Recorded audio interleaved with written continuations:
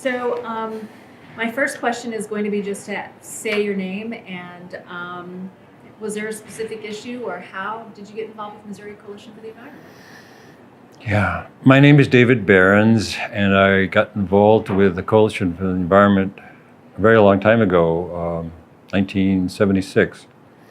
I was a college student at that time, and I was concerned about the Callaway nuclear power plant. I didn't think nuclear was a good way to go.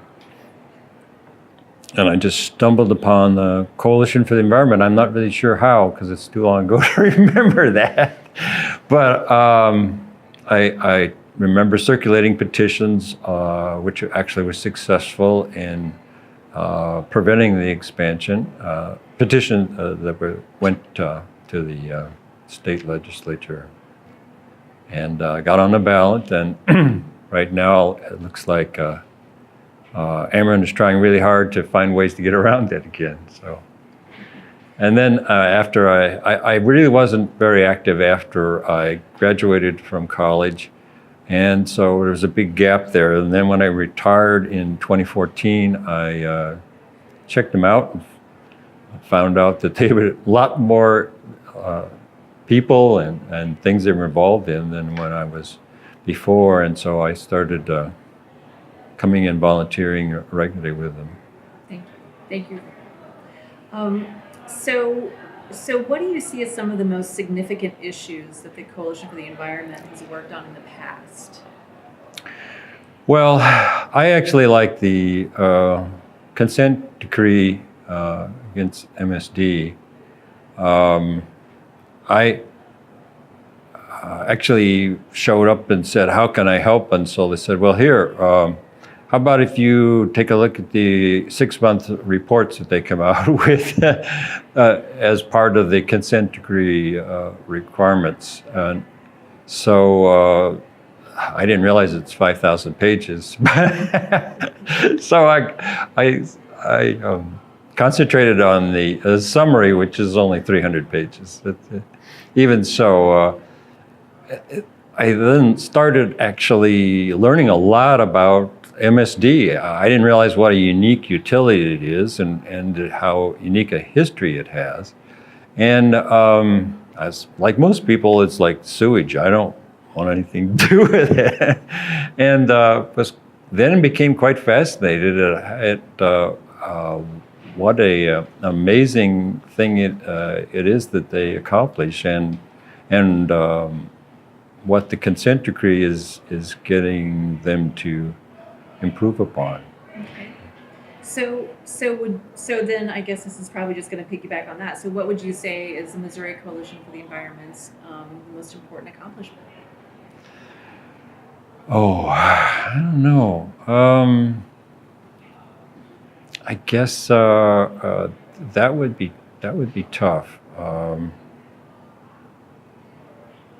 because there's a whole series of them. I guess I really like the clever promotion of state parks, as I thought that was a good legislation to get that state sales tax legislation passed. Yeah. Perfect. So what do you see as the greatest environmental threat to Missouri today? And then I'm going to follow up and ask you what the biggest threat you think will be for the next 50 years. Oh, there's too many. I don't know. Every time I look at a different thing that the coalition is involved in, I say that's the most significant. But impacts to our fresh water, our drinking water, seems really high.